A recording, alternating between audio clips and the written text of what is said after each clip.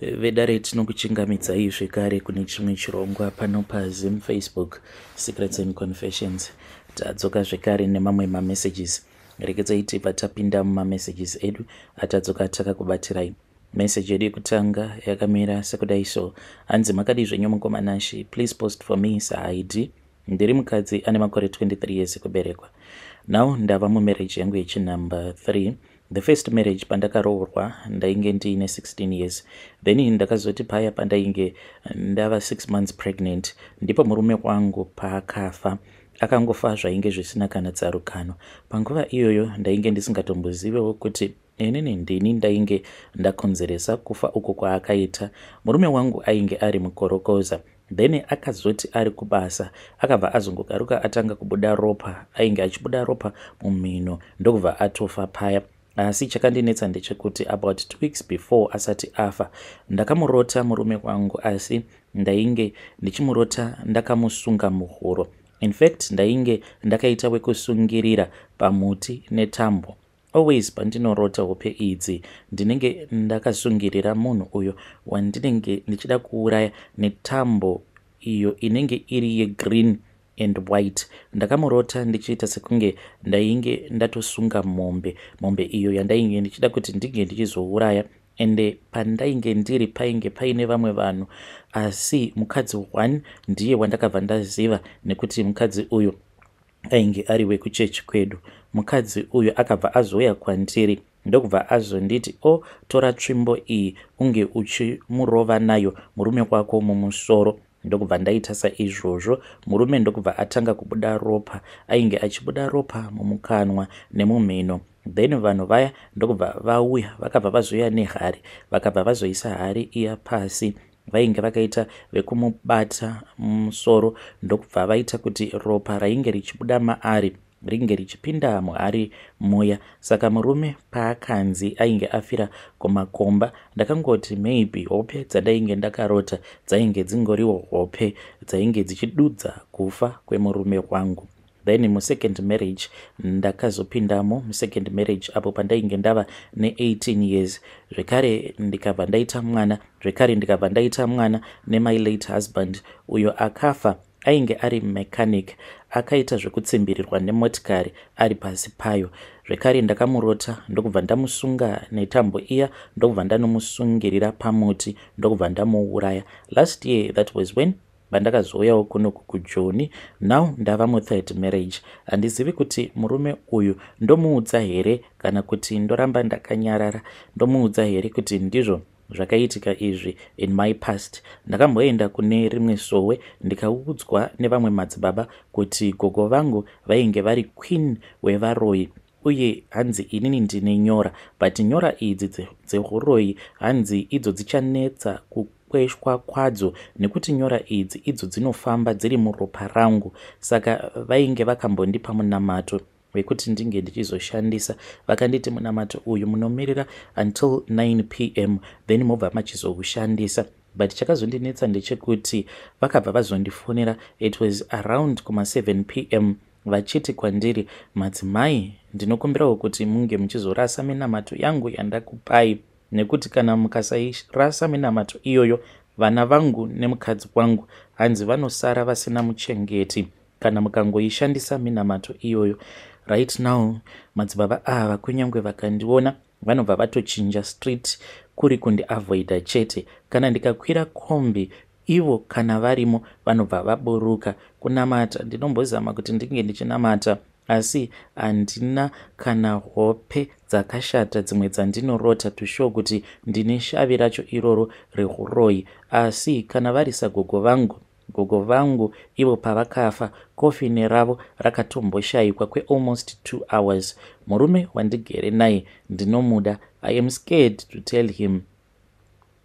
Hey, vedare ndo message iyo yandakatumidzirwa ichibva kune mwanasikana uyo.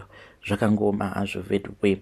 Please ngatizamei kuti tinge tichitaura naye mwanasikana uyu mucomment section. Strange things indeed they do happen in this world. Rekedzai tibva taenda panyaya yedu inotevera. nyedu inotevera yakamira sekudai. Hanzi makadii mukoma?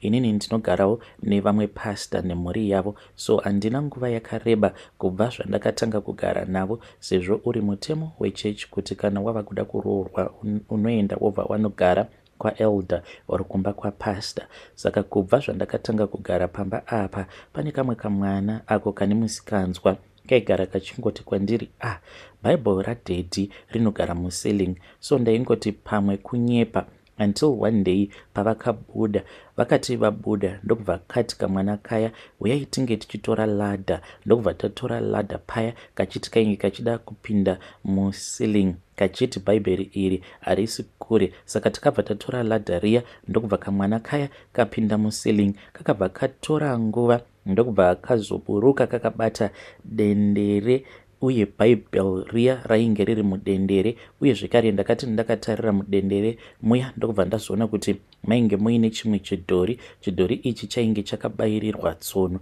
Saka I am so scared nezvandakaona, and I don't even know kuti ndoita sei. Mwana uyu akangoti kwandiri, musataura, because tete, meaning sister vapasta, hanzi ivo she died mushure mekunge vaona zvose izvi zvandakarakidzwa nako kamwana aka. Saka pavakabvunza, hanzi ndipo pavakabva vazofa. So ndinodawo kuti vedare renyu vange vachindibatsirawo nemazano. Apa mukomana uyu ndakatoitawo zvekutotsvakirwawo nemaelders because of my age.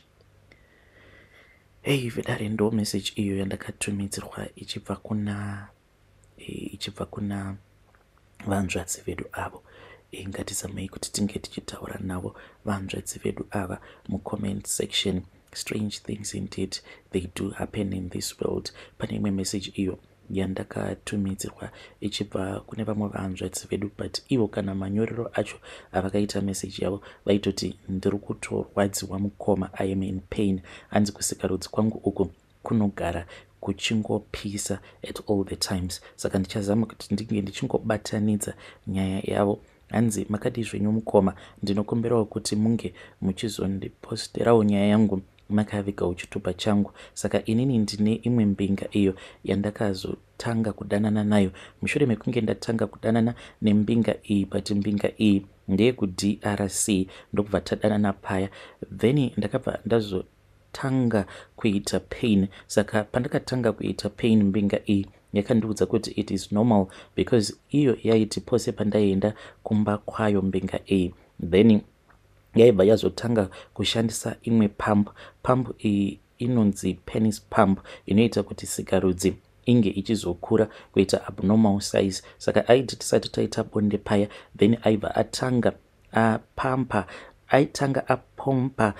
So aiti paya tisati taita bonde, aitanga aita zvekupomba sikarudzi yake kuitira kuti inge ichizoita hombe abnormal size. So zvainge zvichindirwadza, but nekuda kwekuti mbinga iyi inondipa mari ndaingoshingirira. So zvandainge ndichiita ndezvekuti ndainyepera murume, ndobva ndamuudza kuti ndiri kuenda kuchechi, izvo ndinenge ndichitoenda kusleep over kunorara nembinga yangu. So what happened recently, ndakati ndiri kubasa ndakabva ndazotanga kunzwa sekunge munhu ava kutoenda kumaperiods ake. Ndokubva ndazokumbira madam boss vandinoshandira, then mother vaya vandinoshandira vakabva vazondipa pad, asi zvakabva zvazoshaya basa because ndakati ndaenda kunozvitarira ndikabva ndaona kuti rainge risiri ropa, but ndainge ndichibuda hurwa. Ndikabva ndati kuhurwa uhu hwabva nepi, asi sezvisinei ndakabva ndangoisa pad riya.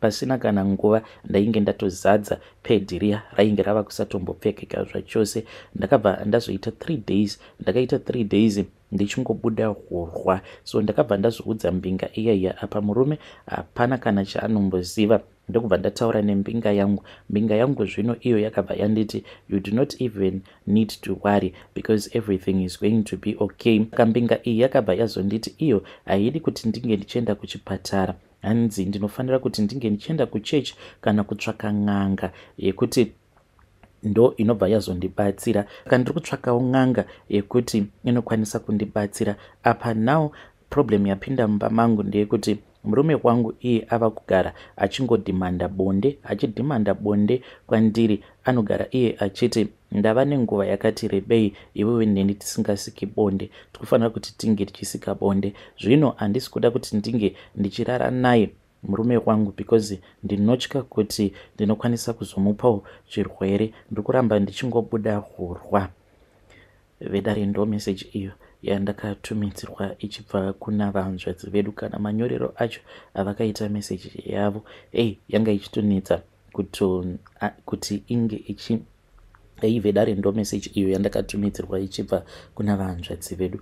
So kana kamunyorero kacho kavainge vakaita meseji iyi, it was very hard to understand. Hanzi ndiri kunzwa pain, hanzi pazasi peguvhu ndinonzwa sekunge ndakasungwa pazasi peguvhu. Apa kusikarudzi kwangu kunenge kuchipisa, kuchirwadza nechemukati. Urwa hwacho ihwohwo paunenge uchida kubuda, hanzi ndinoita kushinyira in pain. So ngatitaurei navo vanzvadzi vedu ava mucomment section. Regedzai tibva taenda panyedu inotevera. Nyedu inotevera yakamera sekudai. So hanzi makadi zvenyu mukoma, ndinokumbirawo kuti munge muchindiposterawo nyaya yangu makaviga chitupa changu. Ndiri kuchengetisawo murume wangu mwana asiri wake mushure mekunge ndamitiswa nevamwe makanika. Ndiri mukadzi ane makore 27 years ekuberekwa. Confession yangu yakamira sekudai. Ndakaroorwa mainge muri mugore ra2018 nemurume wangu, ndokubva ndabvisirwa mazakwatira emari. Murume wangu imbinga, saka ndaroorwa kudaro. Now tagara tose 3 years no mwana, no miscarriage. Kusvika hama dzemurume wangu dzava kutanga kucomplaina. Vava kufurira hama yavo kuti inge ichitora umwe mukadzi nekuti inini ndainge ndichinzi ndiri ngomwa isingabereki. Mukomana ndaitukwa zviya zvekuti kunyangwe pakaitwa mafunctions ndainge ndisingaonekwe sekunge ndiri munhu. Saka ndainge ndiine friend yangu yakazofa last year. Ndakabva ndazoshare naye nyaya yangu, ikanditi hazvinetsi, tsvaka murume outside obva wazorara naye, then kana warara naye obva azokupa mwana. Mukoma, I was doubting myself kuti zvimwe kuda inini handibereki. Saka zvandakazoita ndezvekudai, tina makanika anosevhisa motikari dzedu. Murume iyeye ari handsome plus ane kamwe kalight color semurume wangu. Saka pandakabuda ndichinosevhisa mota yangu, ndakabva ndaenda ndakapfeka hembe dziya dziri very attractive. Mukomanashi pachimiro ndakazvarwa zvekuti hapana murume anoresista runako rwangu. Saka makanika akabva anakirwa neni, ndipo paakabva azondipfimba. Asi inini ndakamuti chandinoda pauri ndechekuti ndinoda kuti unge uchindipa mwana chete, ndobva ndakubhadhara. Zvekuti tinge tichidanana hazviiti. Makanika uyo akabva abvuma dhiri rangu, saka akabva andimitisa. Now ndava nemwana nemurume wangu. Anoda mwana uyu zvisingaite, zvekuti akabva amupa zita rababa vake. Mukoma, ndinoti kana ndikafunga nyaya iyi kuti kana ndikafa nhasi mwana wangu asingazivi dzinza rake zvinozodii? Vedare munoziva, it was not my intention kuurira murume, but pain yekufa usina mwana inorwadza. Zvino ndava kutoshayiwa kuti ndodii apa mwana ari kukura. Please vedare, help me to solve this situation. Vedare ndo message iyo yandakatumidzirwa ichibva kuna vanzvadzi vedu. Zvakangoma hazvo vedu way. Ngatizamei kuti tinge tichitaura navo vanzvadzi vedu ava mucomment section. Strange things indeed they do happen in this world. Regedzai tibva taenda panyedu inotevera. Nyedu inotevera yakamira sekudai. Hanzi makadi zvenyu mukoma, ndinokumbirawo kuti munge muchizondiposterawo nyaya yangu makavigawo chitupa changu. Inini I am in the middle of a crossroad. Ndine imwe nyanga iyo yandiri kushandidzana nayo, saka ndichiri second stage yekuromba. Saka third stage ndiri kuudzwa kuti ndiri kufanira kuti ndinge ndichizoti amai vangu vange vachizoya kunoko. Saka I am still negotiating nenyanga iyi because inini amai vangu handisi kuda kuti vange vachizofa first, even though vachizofa havo, but ndoda kuti vange vachimbotangawo vambodyawo mari yemwana wavo, because kubvawo zvandakauyawo kuno kuJoni, amai vangu she has never enjoyed, because zvimabasa zvacho izvo zvatinongoshandawo kuno kuJoni zvingori zvemabasa zvekiya. Saka ndanga ndamboti amai vangu kana vakararamawo maybe for the next 5 to 6 years, because vakanzi kunyangwe ndikasavachekeresa but still she is going to die, uye ndikufanira kuti ndige ndichizovachekeresa. Saka ndanga ndambonegotiata nen'anga iyi, ikandiudza iyo kuti ndiri kufanira kuti ndinge ndichizochekeresa amai vangu, and kana ndisingadi kuchekeresa amai vangu then ndobva ndazochekeresa amai vemudzimai wangu. But hanzi kana ndikagara ndachekeresa amai vemudzimai wangu, it will come with some consequences, nekuti sezvo iye mudzimai wangu asingazivi kuti inini ndatoromba uye zvekare ndiri kuda kuzochekeresa. Saka ndakabva ndazonzi kana ndisingade kuchekeresa amai vangu, then option iripo yandakapiwa ioption yekuti ndinofanira kuti ndinge ndichizochekeresa amai vemudzimai wangu, ambuya vangu. Saka hanzi izvozvo zvandiri kuda kuita, it will come with some consequences. Maconsequences acho iwo ndeyekuti mudzimai wangu, sezvo zvinhu zvose izvi zvandiri kuda kuita, I am going to do it in secret. Saka zvichazokonzeresa kuti mudzimai wangu ange achizomboitawo kanguva kakati rebei achipenga. Saka ivo vari kunditi, unozozvigona here zvekuti unge uchizogara nemupengo mumba mako uchimuda, achidya mumabhini achiita sei, but uchitomupa rudo rwako rwose. Ndichiuyawo pano ndikuda kuti vedare renyu vange vachindipawo zvivindi zvekuti ndinge ndichizochekeresawo ambuya vangu. Ndakangozviudza kuti hakuna kusiri kufa, because hakuna chinhu chinorwadza sekuva murombo. Kuva murombo kunorwadza. Chakakonzeresa kuti ndinge ndichizofunga kuti kuromba kwakanaka, it was after ndashayinirwa. Mushure mekunge ndashayinirwa ndikabva ndaona kuti zviri nani kuti ndinge ndichiromba. Ndokubva ndatanga kutsvaka vanorombesa until ndazosanganawo neimwe n'anga yemuno muSouth Africa, ndiyo yakabva yazondirombesa ka iyoyo. Saka ndiyo nyaya yangu iyi mukoma. Ndikudawo kuti vedare renyu vange vachindibatsirawo ipapo. Ndodii, should I go ahead with this plan of mine, ndochekeresa here ambuya vangu? Hey, vedare ndo message iyo yandakatumidzirwa ichibva kuna mukoma vedu. Hanzi handizivi kuti ndoita sei, ndochekeresa here ambuya vangu? Ndichiuya panapa ndikutoda kutoti vedare renyu vange vachindipa zvivindi, the go ahead.